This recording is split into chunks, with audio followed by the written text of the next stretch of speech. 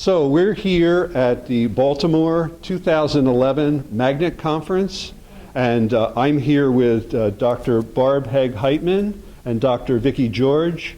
They are the world's leading authorities on peer review and shared governance, and I'm Bob Hess.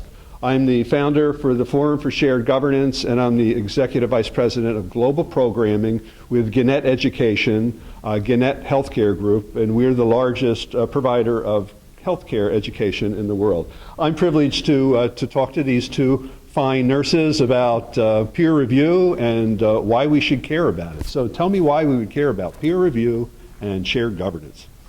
Well, peer review is part of the professional practice environment and our accountability.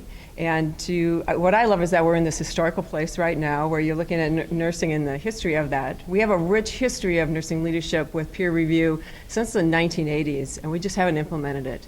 And until we do, we can't get the sustainable outcomes that we're looking for in our organizations.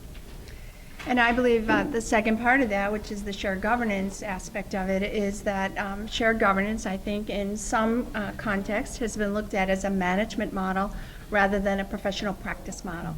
And of course, in the literature, and you being a great author of that, we recognize that in order to do a professional component like peer review, it has to be built into the structure of the professional practice model, the shared governance structure that gives the self-regulation to the discipline. Without that, it's really been translated throughout the years as more of a performance evaluation tool rather than a true peer-to-peer, colleague-to-colleague model of give and take, feedback, and professional growth, which is really the intent of the original ANA guidelines, was to grow our professional discipline and not to try to demean it in any way with sort of catching people doing things wrong. So we can't just do a top-down evaluation model of staff and let it go at that? Well, in our book, we really talk about that, as Barb has said in the past in many of her presentations, that this is not an either-or, this is a both. That a nurse comes into the organization both as professional and as employee. And so with the employee model, the employer-employee relationship, we see the performance evaluation, those things that are done on an annual basis, as a critical tool to grow your relationship with the organization as a profession. But what's oftentimes missing in the organization then is the opportunity for nurses to do peer review.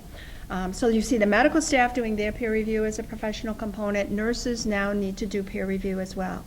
So as Barb said, we have a historical perspective on that, but yet we think there's been some confusion in the workplace using performance evaluation as a form of peer review, and we really make a clear distinction. They need to be separate.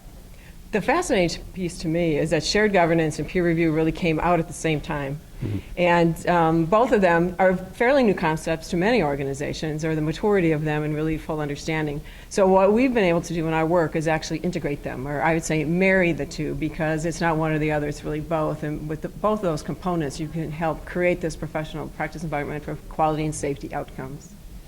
Yeah, what I neglected to say is that we are framed, this discussion, by Gannett Healthcare Group's private collection in the history of nursing. So we are surrounded by letters from Florence Nightingale, Clara Barton, Dorothea Dix, Walt Whitman. In fact, we just bought 3 more Nightingale letters yesterday in the Gannett Healthcare Group. And I wonder what these nurses would think about this discussion. I think they'd think it was pretty neat.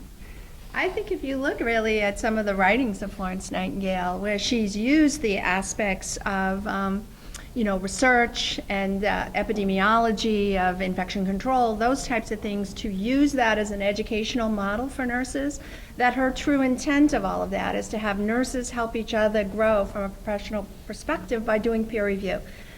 As Barb said, one of the components of our TRI model of peer review is that there's a novice to expert component to this, as well as a role actualization piece, or a clinical advancement role actualization in quality and safety. If you look at those 3 elements of professionalism, I think Florence would have spoken to all 3 of them in terms of how we improve care to patients. Nice. Any departing words? Well, we're just really looking forward to continued partnership and Yes. advancing these concepts within our profession, and getting more evidence behind the processes that we're doing, and hope to talk again and report again with you soon. These nurse consultants have done many webinars with Gannett Healthcare Group during our educational initiatives, and we'll be doing more in the future. So you can look for them on nurse.com, and you can also find more about them and their bios on sharedgovernance.org. And this is Bob Hess, making the world a better place with empowering nurses. Thanks. Thank you.